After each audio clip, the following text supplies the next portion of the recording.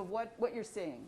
Certainly. So this time of year, it's not uncommon to see a spike in viral illnesses as family, friends get together in large groups. This year, unfortunately, we had a rise in RSV, influenza, and COVID. It came right around the time of Christmas Eve. And as a result, families got together, a large group. As you know, people travel by airplane, by bus. So people tend to be cohorted in indoor spaces. And as a result, in the 5 to 7 days after that exposure, we see people come to the emergency department with fever, chills, cough, cold, headache, viral-like illness. As a result, that's created a big surge in our region, not just at Virtua, but other EDs in the region. As patients turn to get care, sometimes there's some obstacles in getting that care during the holidays because of holiday hours and off times. And so we've seen big spikes in emergency department volumes overall. And how busy has it been here, and when did that start? So this campus is the largest campus for the Virtuas, and we've seen a pretty substantial spike in volume. Daily number of patients is significantly more than we would normally see as an average volume. What are you seeing about? So we last week went well over 200 patients in a day, and our typical volume is in the upper 100s. So that spike really does create, I would say, some bottlenecks in getting patients seen as quick as we would normally see them. But fortunately, our nurses are terrific at triaging patients, and they recognize who's the sickest, and we are taking, it's an emergency department, we see the sickest first, and that sometimes means that maybe that influenza patient that has stable vitals and a fever may not get seen immediately.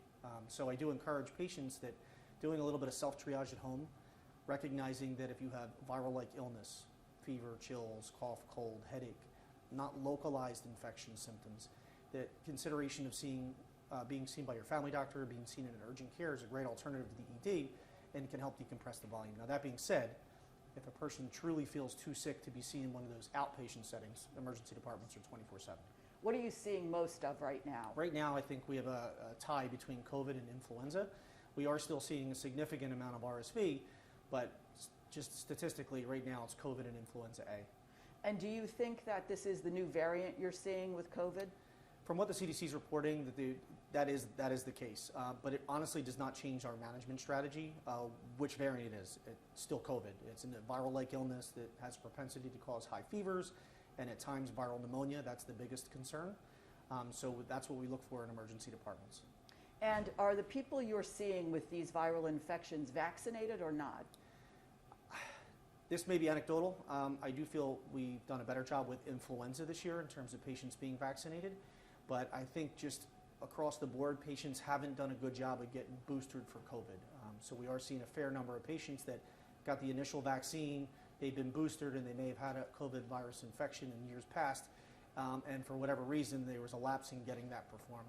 Now, again, I don't have data to support that. That's what I'm seeing in the ED. It's a little bit anecdotal, but I think that's pretty commonplace across the region. Are you expecting the situation to get worse? So it's not uncommon this time of year that we see a spike in viral illnesses between Christmas and New Year's, and then typically an even bigger spike in the couple of days after New Year's. And so it's basically a confluence of the exposure, 5 to 7 days of incubation of the virus, and then having symptoms that prompt them to be seen in the ED. So typical for us is the days leading up to New Year's Eve is a big spike, and then a second, slightly larger spike is usually in the week after New Year's. What can people do to protect themselves? So I'm a big fan of masks. We've shown in particular that we had very low influenza years during the time when we were masking.